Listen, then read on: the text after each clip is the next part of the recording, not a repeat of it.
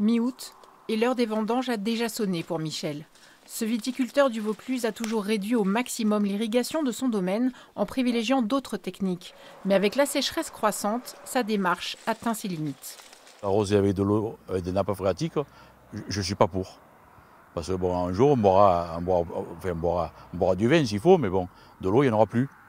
Alors, amener de l'eau sous pression, côté Rhône ou côté canal de Carpentras, moi je pense que c'est une solution.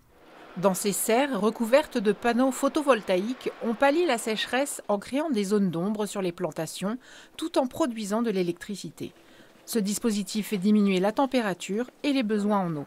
Ce technicien expérimente pour les cultivateurs de tomates des tiges hydrométriques dont les mesures sont rapportées en temps réel aux agriculteurs sur leur smartphone. L'application permet aux producteurs de voir dans quelle zone il est, s'il est dans une zone de confort, s'il est en surirrigation ou alors s'il est en sous-irrigation. Il va pouvoir gérer au mieux, suivre sa parcelle et savoir quand déclencher son irrigation. Cette parcelle viticole fait l'objet d'une expérimentation, des zones témoins sans ombre, d'autres recouvertes de panneaux photovoltaïques dont l'inclinaison est programmée pour créer de l'ombre aux heures les plus chaudes. Le stress hydrique maîtrisé, on utilise moins d'eau et la qualité des vins n'est pas altérée.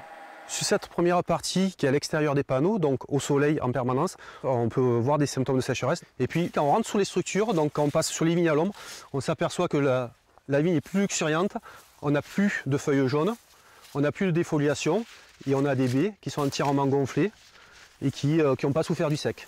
Face au réchauffement climatique, cette innovation technique constitue une des solutions pour l'agriculture du futur.